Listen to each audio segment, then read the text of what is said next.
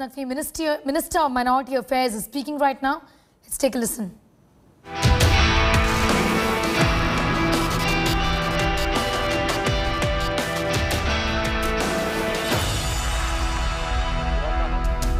इसलिए बुरा कहा कि वो गलत इस्तेमाल करते हैं इस्लाम का, गलत इस्तेमाल करते हैं इस्लाम का।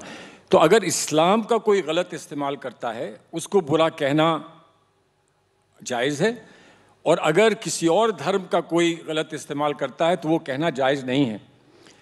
मेरे भाई ने जितनी बातें कहीं उससे तो हम सहमत हैं, हम पूरी तरह सहमत हैं। तो हमारा इनका विवाद किस बात का है कि किताब मत लिखो, सच्चाई है इसको मत लिखो, तो विवाद नहीं खड़ा होगा।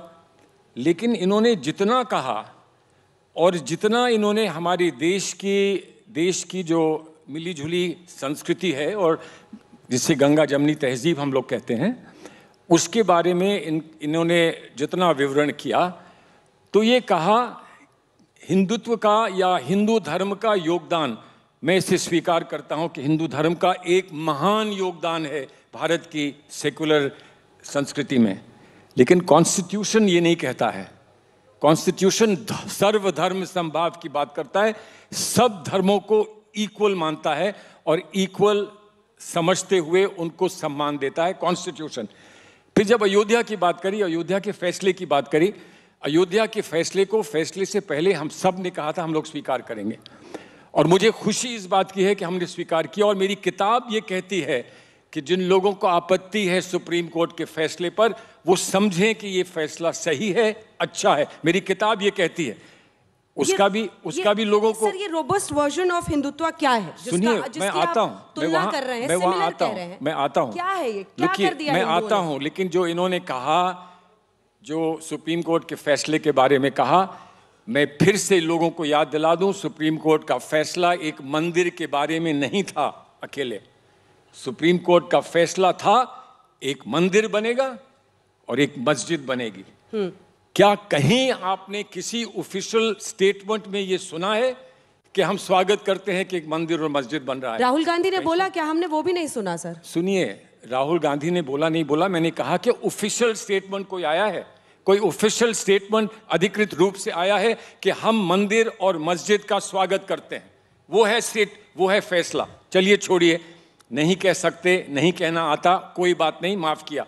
अब आप जो रोबस्ट हिंदुत्व की बात कर रहे हैं, हिंदुओं ने क्या ऐसा कर दिया कि आपने उनकी तुलना कर दी? ये मैं आपसे एक बात कहना चाहता हूं। मेरे पास 1000 उदाहरण हैं, मैं दे सकता हूं। क्या दे सकता हूं? सुन लीजिए मेरी पूरी बात। मेरे पास 1000 उदाहरण हैं, मैं दे सकता हूं। लेकिन मेरा जो लक्ष्य है इस किताब को लिखने का, वो दूरी को समाप्त करने का है, आपस के विवाद समाप्त करने का है, लोगों को जोड़ने का है। अगर मैं यहाँ पर आरोप प्रति आरोप में घिर जाऊं तो मैं एक वकील बन जाऊंगा उन लोगों के लिए जो चाहते हैं कि हम में आपस में विवाद बना रहे। लेकिन और कोई उदाहरण नहीं देता हूं जिसने मेरा लाइन आपने लिख दी, अब कह रहे हैं मैं बताऊंगा। अरे सुनिए, सब बताऊंगा। बताइए तो सर, उसका समय क्या कर दिया देश में हिंदुओं उसका समय आएगा। हिंदू ने नहीं कुछ किया है। हिंदुत्व का एक रोबस्ट वर्जन, आपके वर्ड्स, हिंदुत्व का एक रोबस्ट वर्जन है। अब उस पर हम जाएंगे तो आप कल तक, एक हफ्ते तक वही बात करती रहेंगी। लेकिन बहुत कहने के बावजूद आप कह दें कि मेरा केस कमज़ोर है, मैं मान जाऊंगा। लेकिन मैं उदाहरण आज नहीं दूंगा, जब समय आएगा तो दूंगा। लेकिन एक बात कहता हूं, जिसने जाकर मेरे घर में आग लगाई वो कौन था? बोको हराम वाला था, आईसिस वाला था, या हिंदुत्व वाला था? कौन था? और अगर वो हिंदुत्व का नहीं था तो कहो कि ये हिंदुत्व नहीं है, ये गलत है। जो भी गलत है उसको मैं गलत कहूंगा। मेरा घर किसने जलाया, इसका कोई जवाब दे दे। छोड़िए और उदाहरण छोड़िए, मेरा घर किसने जलाया? बताइए मंत्री जी। देखिए, सलमान भाई जो है वो काफ़ी काबिल व्यक्ति हैं, अनुभवी व्यक्ति हैं। ये हिंदुत्व का जो राग या शगुफा कांग्रेस पार्टी या उनके जैसे और भी जो भूले बिसरे उनके साथी हैं जो अपना रहे हैं, उसके पीछे ये कारण नहीं है। कारण ये है कि इन 7 सालों में तमाम तरह के ये प्रयास कर चुके। इन्होंने शुरुआती दौर में कहा कि देश बहुत असहिष्णु हो गया है, देश में असहिष्णुता बढ़ गई है, और पूरी दुनिया को ये बताने की कोशिश की कि भारत में जो अब हिंदुत्व डायरेक्ट नहीं कहा, अब आए हैं, लौट के हिंदुत्व पे आ गए हैं। भारत में जो है वो जो माइनॉरिटीज़ हैं, अल्पसंख्यक हैं, वो बहुत असुरक्षित हैं। ये इन्होंने शुरू किया। फिर अवार्ड वापसी अभियान शुरू करा दिया इन्होंने, डायरेक्ट इनडायरेक्ट आगे पीछे से अवार्ड वापसी ले लेकर के लोग जो है वो घूमने लगे पूरे देश में कि साहब मेरा अवार्ड वापस ले लो, अंग्रेज़ों ने मुझे अवार्ड दिया है, मोदी जी वापस ले लो। उसके बाद जो है वो एक के बाद एक न केवल यहाँ बल्कि कुछ ऐसी भी संस्थाएं हैं, कुछ ऐसे भी संगठन हैं जिन्होंने पूरी दुनिया में भारत को बदनाम करने की कोशिश की। दिक्कत ये नहीं है, ये मोदी बैशिंग, जो इनकी मोदी बैशिंग की जो साजिश है वो भारत बैशिंग की सनक तक पहुँच गई और पूरी दुनिया में बदनाम करने की कोशिश की। अब इन्होंने ला करके खड़ा किया हिंदुत्व का मुद्दा। हिंदुत्व को जो है वो हिंदुत्व की तुलना आप ऐसे अतिवादी आतंकवादी संगठनों के साथ जोड़ें और आपके जो ग्रैंड ओल्ड पार्टी के टॉप लीडर हैं उसको जस्टिफाई करने की कोशिश करें, तो यानी आप हिंदुस्तान में हिंदुस्तान की आत्मा पर कितनी बड़ी चोट कर रहे हैं। हिंदुत्व का कतई ये अर्थ नहीं है कि जो इस्लाम मानने वाला है, जो क्रिश्चियनिटी को मान रहा है, जो बौद्ध है, जो और मज़हबों को मानने वाला है, उसको हिंदुत्व जो है वो रोक रहा है। आप बताइए ना, इस देश में आप पढ़े लिखे व्यक्ति हैं, पाकिस्तान में 450 मस्जिदें थीं, आपने बाबरी मस्जिद की बात की ना, अभी जो है वो 4 भी नहीं रह गई महफूज। हिंदुस्तान में जो है वो 3.5 लाख से ज़्यादा रजिस्टर्ड मस्जिदें हैं जहाँ पर लोग नमाज पढ़ रहे हैं, उतने ही चर्च हैं, उसी तरह से गुरुद्वारे हैं, उसी तरह से और भी धार्मिक स्थल और मंदिर भी हैं। तो ये जो हम सर्वधर्म समभाव का हमारा संकल्प है, हमारी संस्कृति है, हमारा संस्कार है, उसी का नतीजा है। और वो जो संस्कार और संस्कृति है वो हिंदुत्व ने दी है। हिंदुत्व को मजहब से मत जोड़िए, हिंदुत्व को राष्ट्रीयता से जोड़िए, और इसको जब आप जो है वो नेशनलिज्म के साथ जोड़ेंगे तो आप बेईमानी उसके साथ नहीं कर सकते। Thank you very much, thank you. इन्होंने कह दिया कि धर्म से मत जोड़िए, तो बात खत्म कर दीजिए। नहीं, बात कैसे खत्म हो जाएगी? ये कह रहे हैं कि धर्म से मत जोड़िए, तो धर्म से नहीं, धर्म ही धर्म कर दिया है। मैंने ये कहा धर्म को साइडलाइन करके ये लोग कर रहे हैं, तो ये तो मुझसे अग्री कर गए। इन्होंने कहा धर्म से इसका कोई ताल्लुक नहीं। तो कहते हैं कि हिंदू अगर शरीर है तो उसकी आत्मा हिंदुत्व है। अरे ये नहीं कह रहे हैं ना, ये मुस्लिम है अगर तो इस्लाम है। नहीं, सुनिए, ये नहीं कह रहे हैं, ये कह रहे हैं ये दो अलग चीजें हैं। आपने भी कहा पद्धति है, वो धर्म है, धर्म का पूरा सम्मान है, धर्म में कोई परिवर्तन नहीं कर सकता, ये हम सब मानते हैं। और धर्म का पूरा सम्मान करते हुए हम ये भी आदर करते हैं कि इस धर्म के कारण हमारी सेकुलरिज्म मजबूत हुई है। इससे ज़्यादा तो और कुछ कह नहीं सकता कोई। लेकिन सर्वधर्म संभाव पर ये अब आए हैं। जब मैंने कहा, उससे पहले ये कह रहे थे कि हिंदू धर्म की वजह से सेकुलरिज्म है, अब सर्वधर्म संभाव पे आ गए। मैं इनका शुक्रिया अदा करना चाहता हूँ।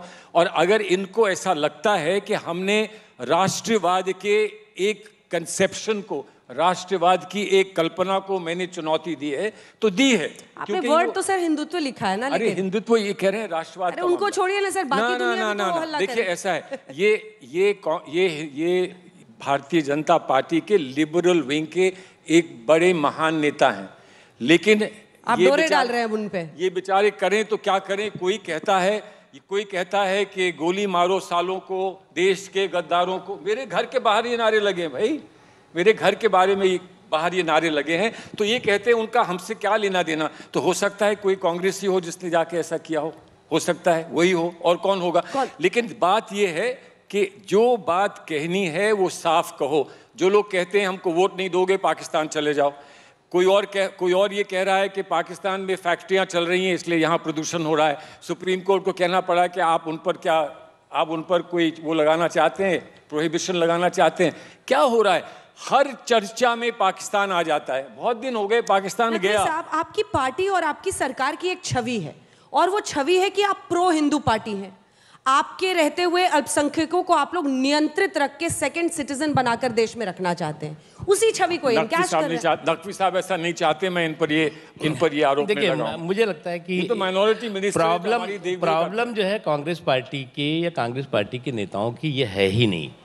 आप उसके जड़ में जाइए। आप जो इनकी यूएसपी थी क्या थी?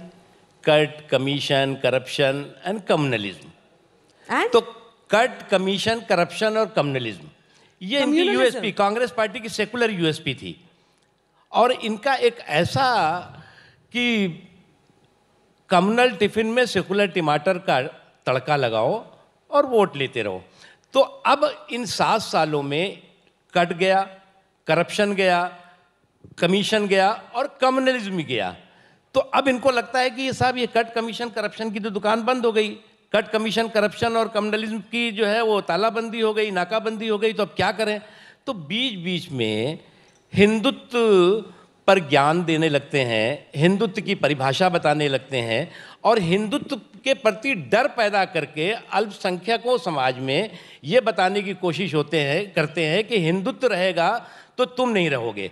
और ये बात आप समझ लीजिए कि हिंदुत्व भी रहेगा, हिंदुस्तान भी रहेगा और हिंदुस्तान का पंथनिरपेक्षता भी रहेगी। इसमें कहीं आपकी सेकुलर धर्मनिरपेक्षता, जो सियासी सेकुलर धर्मनिरपेक्षता है, उस पर रोक नहीं लगा क्यों सकती। इतनी मेहनत कर रहे हैं खुर्शीद साहब? वहाँ पहले अखिलेश यादव हैं, ओवैसी जी अलग हैं, अब मुस्लिमों को डरा कर आपको लग रहा है वो कांग्रेस पार्टी की तरफ आएंगे? अगर हमको मुस्लिमों को डराना होता तो फिर हम बोको हराम को बुरा क्यों कहते? हम ये सिर्फ हिंदुत्व की बात करते? बोको हराम की बात क्यों करी? ये बोको हराम की बात ही नहीं करते हैं इसलिए कि दुकान नहीं चलती है। दुकान सिर्फ हिंदुत्व को लेकर चलती है। बोको हराम से दुकान नहीं चल पा रही है, बहुत दूर है। लेकिन हम ये कह रहे हैं कि बोको हराम गलत है, हम ये कह रहे हैं कि आईसिस गलत है। ये भी कहीं किसी को गलत कह दें, अरे ये तो जलाने वाले को भी नहीं गलत कह रहे हैं जिसने मेरा घर उलझा रहे हैं। लेकिन आप सलमान खुर्शीद साहब, मैं तब से जब से इंटरव्यू शुरू हुआ यही देख रही हूँ कि आप क्या उलझाने की कोशिश कर रहे हैं। आपने हिंदुत्व की तुलना की है आईसिस और बोको हराम से और आप कह रहे हैं, अपनी पीठ थपथपा रहे हैं कि मैंने आईसिस और बोको हराम को बुरा बोला है। अरे बोला है ना, बोलना क्या है सर? तो ये भी किसी को बुरा बोल देना। नहीं, उनको बुरा बोला है, ये भी किसी को बुरा कह दें। आप जो है वो इस देश की, हिंदुस्तान की आत्मा को आप कहते हैं कि ये जो है आतंकवाद है, अतिवाद है। नहीं मतलब ये हुआ। मैं आपकी अंग्रेजी की नहीं, मैं सीधी भाषा में कर रहा हूँ। और ये मतलब अलग होता है, मतलब अलग होता है। मतलब आप जो चाहें उसमें दे दें। मैं कह रहा हूँ ना, उस मतलब को छोड़िए, मैं यहाँ खड़े होकर कह रहा हूँ, मैं आपके सामने बैठा हूँ, मैं कह रहा हूँ कि भारत की आत्मा को ठेस लगाने वाले हिंदुत्व के लोग हैं। मैं भारत की आत्मा के लिए खड़े होकर लड़ाई लड़ने को तैयार हूँ, अपनी जान देने के लिए तैयार हूँ। लेकिन भारत की आत्मा हिंदू की अकेले नहीं है, हिंदू की भी है, इस्लाम की भी है, क्रिश्चियन की भी है, जैन की भी है, सिख की भी है। वो है भारत की आत्मा। भारत की आत्मा इनकी अकेले आत्मा नहीं है।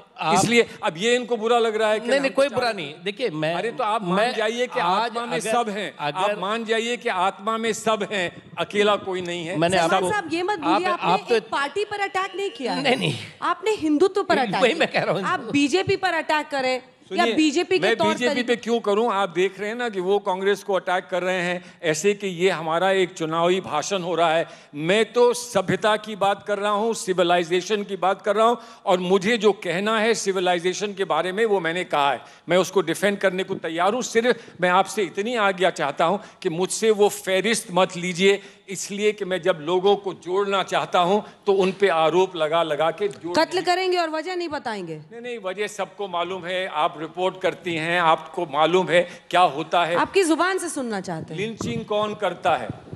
लिंचिंग कौन करता है इस देश में? लिंचिंग जो हुई वो क्यों हुई इस देश में? एक सवाल है, लिंचिंग क्यों हुई इस देश में और लिंचिंग करने वालों को हार क्यों पहनाए मंत्री ने? एक जवाब दीजिए मुख्तार अब्बास नकवी। देखिए, अब ये सही मायनों में जो कुछ सलमान भाई या उनकी पार्टी कहना चाहती थी वो धीरे धीरे उस पर आ रहे हैं। जो चीज़ उन्होंने शुरू की थी, जहाँ से 7 साल पहले अपना जो है वो हार का सफ़र शुरू किया था, वहीं पे फिर पहुँच गए। फिर लिंचिंग, फिर जो है वो असहिष्णुता, फिर जो है वो कवाड़ वापसी, फिर अब ये सब आ गया हिंदुत्व। मैं एक चीज़ बहुत ही अदब के साथ पूछना चाहता हूँ। आप हिंदुत्व को गाली दे सकते हैं क्योंकि आप इस पंथनिरपेक्ष देश में हैं और ऐसे देश में हैं जिस देश की मेजॉरिटी ने इस देश में पंथनिरपेक्षता का झंडा फहराया, जिस देश की मेजॉरिटी ने जो है वो इस देश के सभी धर्मों को अपने अंदर समाहित किया और उसका सम्मान किया। आप उस देश में हैं जिस देश के लोगों ने एक ऐसा संविधान दिया है जो कि देश के सभी लोगों की सामाजिक, आर्थिक, शैक्षणिक और धार्मिक रक्षा और सुरक्षा करता है।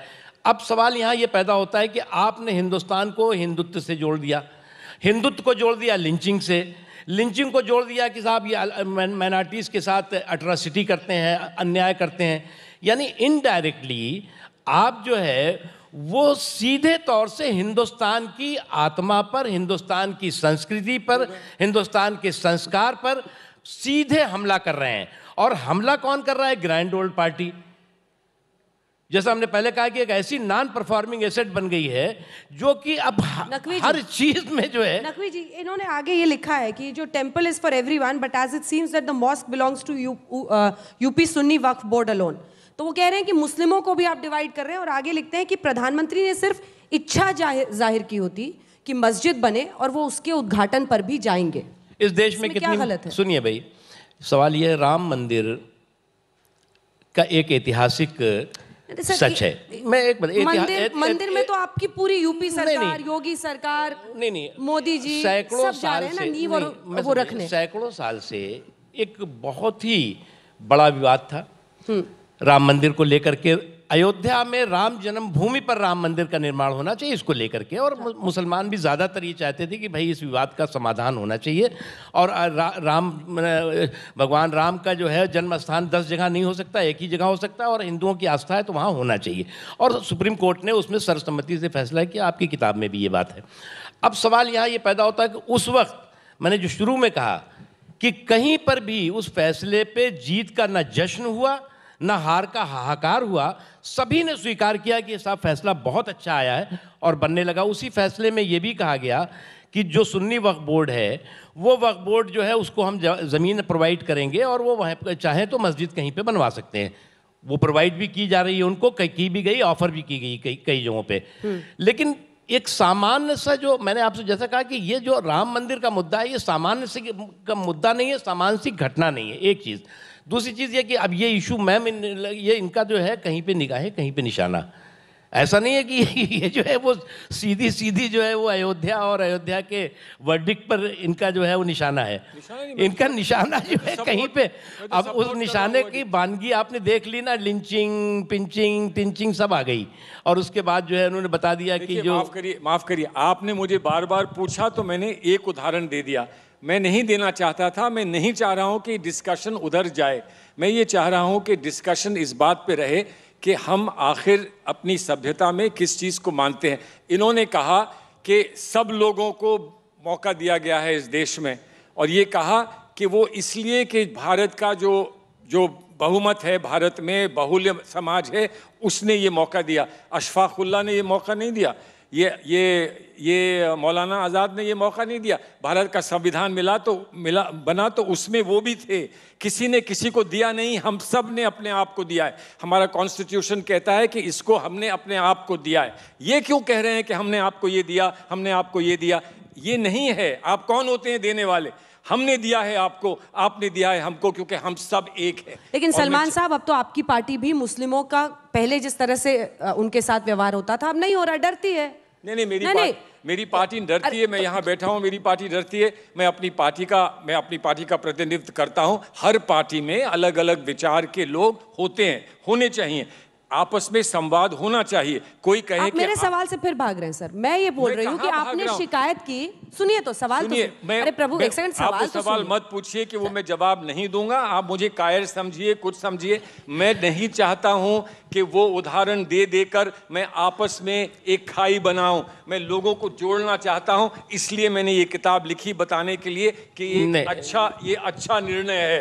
ये अच्छा निर्णय है। कितनी दफा कहूं कि ये एक अच्छा निर्णय है और सही निर्णय है। और ये निर्णय कहीं भी फेथ पर बेस्ड नहीं है, ये रिलीजन पर बेस्ड नहीं है, ये लीगल प्रिंसिपल पर बेस्ड है। और वो हमारे लिए सबसे बड़ी खुशी। माइक दीजिएगा प्लीज, एक दो लोग सवाल पूछना चाहते हैं। अशोक जी भी, अंजना जी, मैं एक चीज कहूं, राहुल जी पर सवाल का जवाब क्यों नहीं देना चाहते आप सलमान साहब?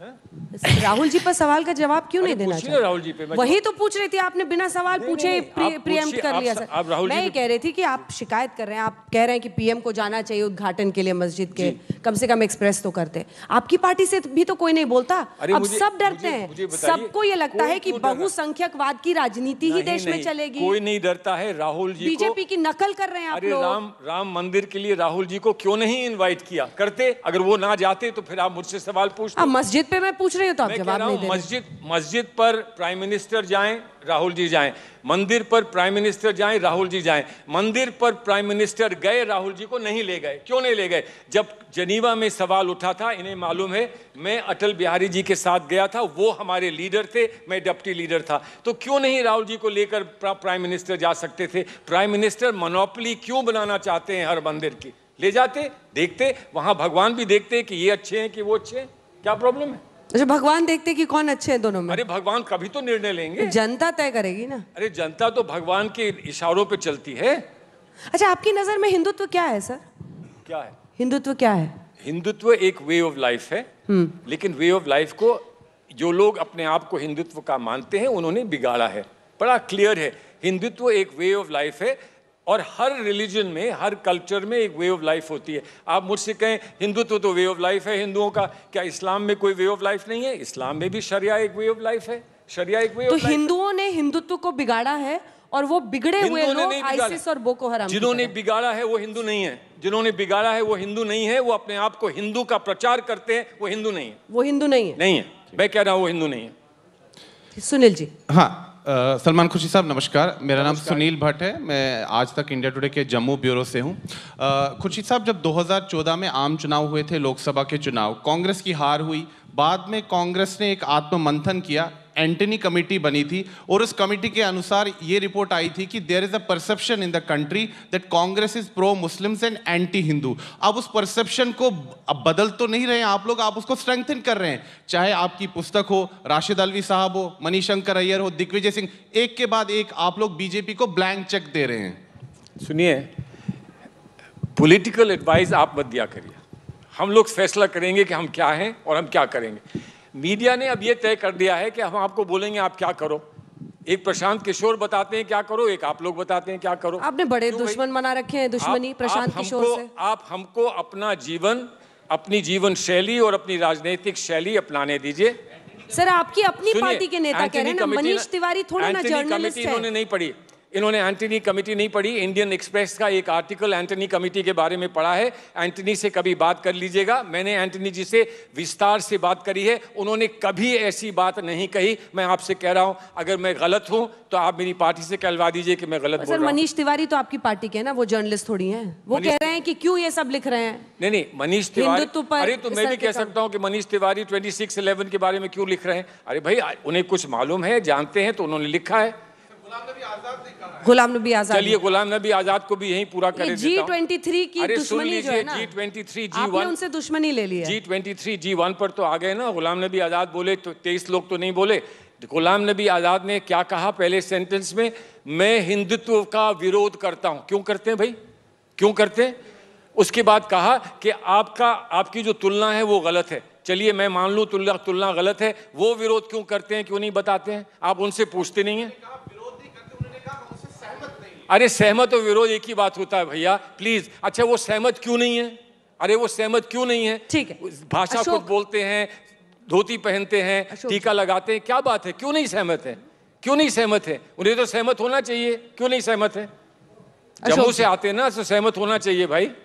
अशोक जी। सलमान साहब, मैं थोड़ा पॉलिटिकल सवाल पूछना चाहता हूँ आपसे। अभी ये सब क्या हो रहे थे? नहीं, वो थोड़ा किताब से रिलेटेड था आपका। अच्छा, मैं आपकी पार्टी को लेके पूछना चाहता हूँ। अच्छा, अभी प्रवचन करा रहे थे, अब बोलिए। प्रशांत किशोर ने कहा है कि जो पार्टी पिछले 10 साल में 90% चुनाव हार गई हो, तो क्या उनकी बपोती नहीं है कि वो अपोजिशन की लीडरशिप उनके हाथ में हो, एक पार्टी की लीडरशिप उनके हाथ में हो? It is not the divine right of an individual to be the leader. सुनिए, एक तरफ तो आप सेकुलरिज्म की बात कर रहे हैं, एक तरफ वो डिवाइन राइट की बात कर रहे हैं। काहे डिविनिटी को ले आए पॉलिटिक्स में? पॉलिटिक्स को पॉलिटिक्स में रहने दो ना, काहे डिविनिटी को लाते हैं? फिर उलझा रहे हैं सर। क्यों ला रहे हैं वो डिविनिटी को? छोड़िए, तो क्या लाएं सर? छोड़िए वो जो ला रहे हैं। नहीं, क्या चाहते हैं, क्या लाएं आप? नहीं, वो चाहते हैं कि इसको डेमोक्रेटिकली तय किया जाए। तो डेमोक्रेटिकली प्रशांत किशोर तो नहीं तय करेंगे ना, डेमोक्रेटिकली सब लीडर्स बैठेंगे, वो तय कर। सब लीडर भी तो नहीं बैठे ना। G23 जो ग्रुप है आपका, कांग्रेस के भीतर ही, वो भी सवाल उठा रहे हैं लीडरशिप को लेकर के, सिस्टम को लेकर के कांग्रेस के।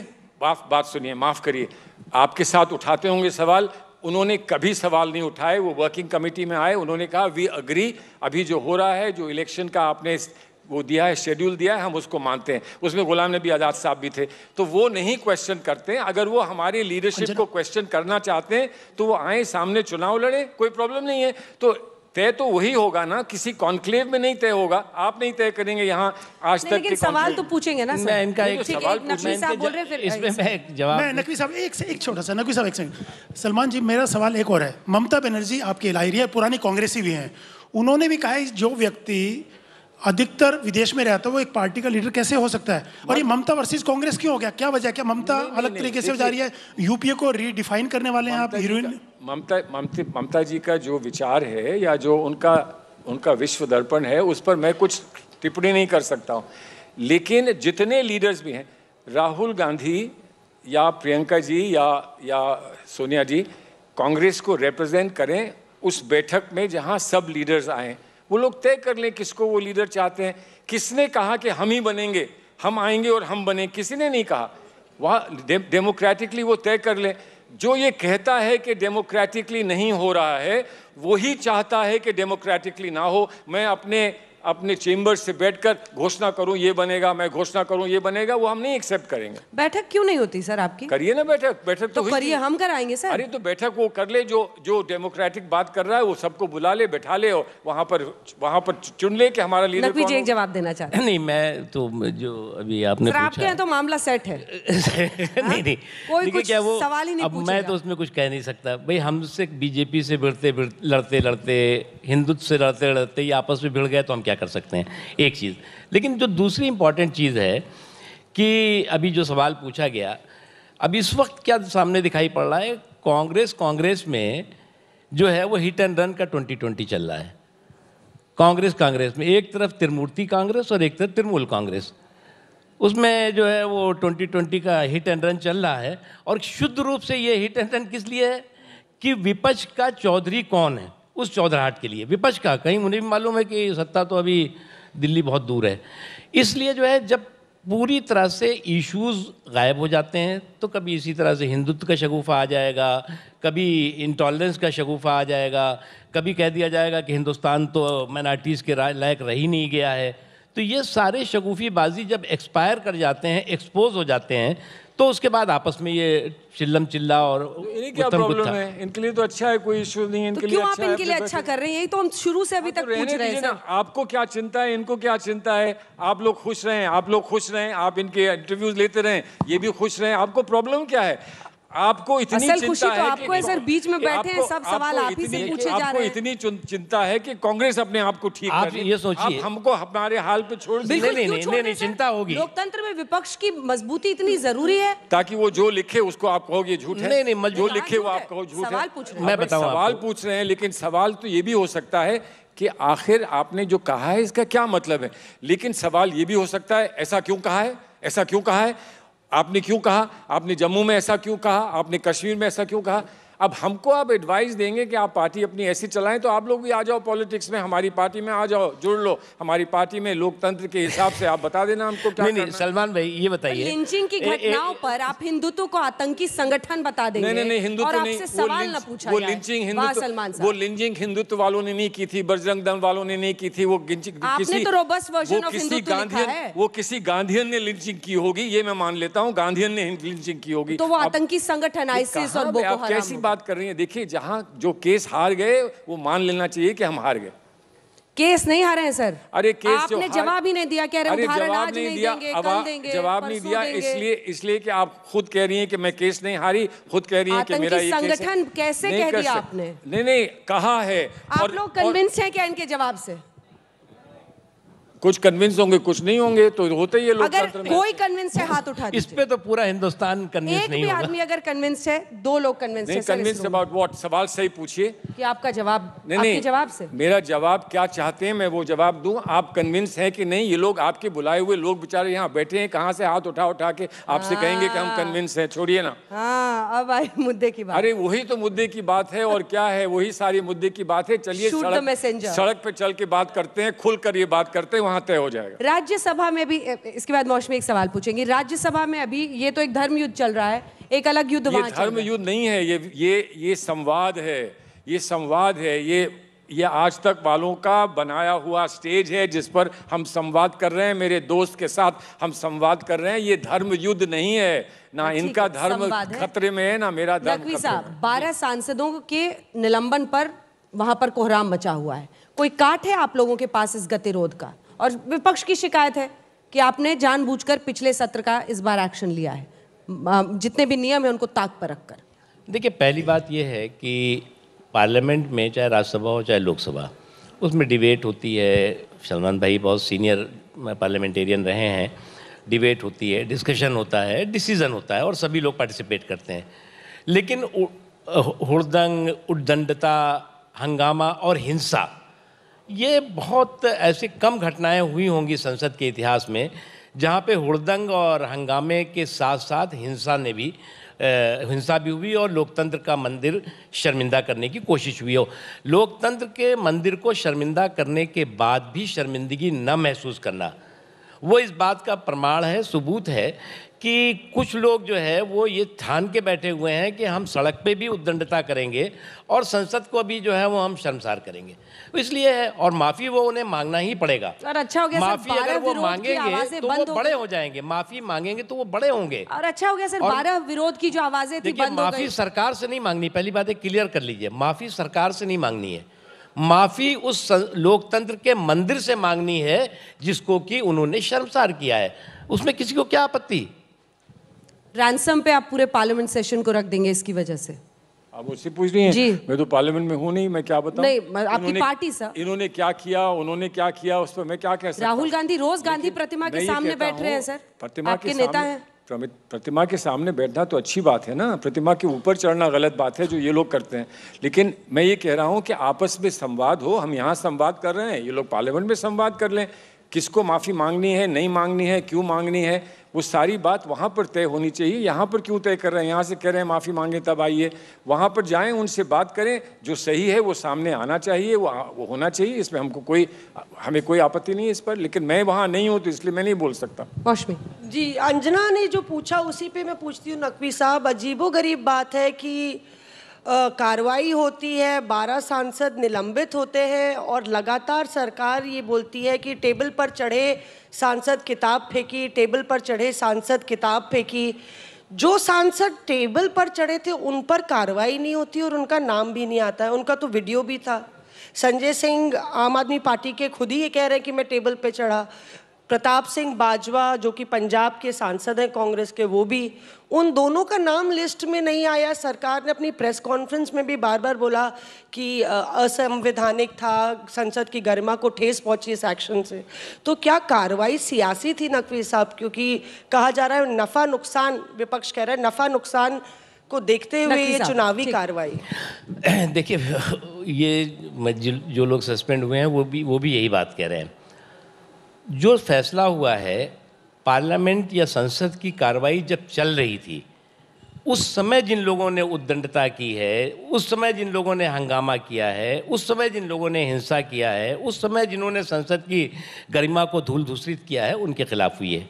जो नाम आपने लिए या जो निलंबित सांसद ले रहे हैं, उन्होंने भी किया है, लेकिन संसद के को एडजर्न होने के बाद किया है।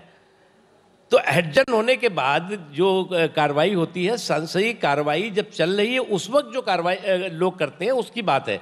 उसके बाद तो सड़क पे भी बहुत लोग जो है वो नारेबाजी करते हैं, हंगामे करते हैं, तो उसकी कार्रवाई संसद नहीं कर सकता, या मेंबर या पार्लियामेंट उस पर कार्रवाई नहीं कर सकती, या स्पीकर या चेयरमैन साहब उस पर कार्रवाई नहीं कर सकते। सर, मैं अग्री करती हूँ उस बात पे, पर संजय सिंह ने जब ये किया था तब संसद चल रही थी। प्रताप सिंह वो खुद ये कह रहे हैं कि संसद चल रही थी। नहीं, वो संजय, मुझे मालूम है, मैं था भी, मैं डिप्टी लीडर भी वहाँ पे हूँ जी। उन्होंने जब किया था तो उस वक्त जो है वो पार्लियामेंट एडजर्न हो चुकी। छोटा सा सलमान जी, आपने भी कहा कि चलिए सड़क पर बात करते हैं। हम राजस्थान से आए हैं, वहाँ पर अक्सर लोग राजस्थान के प्रियंका गांधी के पास चले जा रहे हैं उत्तर प्रदेश में, लखनऊ में अपनी मांग रखने के लिए। प्रियंका गांधी उत्तर प्रदेश में सक्रिय हैं, बनारस में बड़ी सभा हुई, आपको भी हमने देखा तस्वीर में, आप खड़े थे साथ में। तो क्या ऐसा लगता है कि उत्तर प्रदेश में प्रियंका गांधी की प्रतिभा जाया हो रही है? बाकी देश के लोग भी उत्तर प्रदेश पहुंचने लगे हैं, प्रियंका गांधी ऐसी उम्मीद है। तो आप लोग क्या, जो जनता सोचती है, आप लोग भी सोचते हो कि प्रियंका गांधी को कांग्रेस को लीड करना चाहिए, या फिर वहाँ सीटें आ नहीं रही, बेकार की मेहनत कर रही हैं, वो ब्रांड प्रियंका खत्म हो रही है? कि ये बड़ी समस्या की बात है। धर्म संकट, अगर किसी को धर्म को मत लाएं इसमें, हर चीज़ में धर्म ना लाएं। लेकिन आप जानते हैं ये एक मुहावरा है, धर्म संकट एक मुहावरा है, लेकिन मुहावरे ये लोग नहीं समझते हैं, तो इसलिए मुहावरों से अलग रहा करिए। लेकिन आपको ये मैं बताऊं कि उन्होंने एक नेता का स्वरूप इख्तियार किया है। उनका एक कन्विक्शन है और शायद पैशन है, मान लीजिए, कि उत्तर प्रदेश में वो कुछ करके दिखाएंगी। हालांकि बहुत कठिन परिस्थितियों में वो उत्तर प्रदेश में आई हैं, और वो कठिन परिस्थितियां अभी भी हैं उत्तर प्रदेश में, लेकिन एक नई जान डालने की कोशिश उन्होंने की है। बहुत लोग प्रोत्साहित हैं, लोग उससे इनकरेज हो रहे हैं। अगर उत्तर प्रदेश के बाहर के भी लोग उनकी ओर देखते हैं और उम्मीद करते हैं कि वो हस्तक्षेप कहीं करेंगी पार्टी के काम में, उत्तर प्रदेश के बाहर का भी कोई हो अगर प्रश्न, तो उस पर उनकी विश्वास का और उनकी आस्था का सवाल है। लेकिन हाँ, प्रियंका जी पूरे देश में घूमें और पूरे देश में अपने आप को उपलब्ध कराएं, तो जाहिर है कुछ फ़ायदा पूरे देश भर में हमको हो सकता है। लेकिन उनका निर्णय है कि उत्तर प्रदेश में हम कहीं ना कहीं कुछ करके दिखाएंगे। हम उस बात पर समर्पित हैं। हम लोग से जो हो सकता है, जितना हम सपोर्ट दे सकते हैं, दिन रात वो हम सपोर्ट देंगे। अभी तक जो उन्होंने करके दिखाया है, मैं समझता हूँ उसकी प्रशंसा होनी चाहिए। उसको हम लोग सब समर्थन हमको देना चाहिए। अब आगे देखते हैं क्या होगा। जैसे मैंने कहा, कठिन परिस्थितियाँ हैं। कठिन परिस्थितियों में भी जो सही मेटल है एक इंसान का, एक लीडर का, वो सामने उभर कर आता है। तो लेट्स सी क्या होता है, देखें आगे आने वाले समय में। धर्मयुद्ध से शुरुआत हुई थी और अंत धर्म संकट पर हुआ, लेकिन सलमान साहब ने यहाँ पर भी कर दीजिए, डिप्लोमैटिकली निकलने की धर्म को सुरक्षित रखिए, संकट टल जाएगा। किसी धर्म का अपमान मत करिए, किसी धर्म का अपमान मत करिए, और जो धर्म नहीं है उसको धर्म से मत जोड़िए। बहुत बहुत शुक्रिया आप दोनों का हमारे साथ चर्चा में शामिल होने के लिए। धन्यवाद। Thank you very much.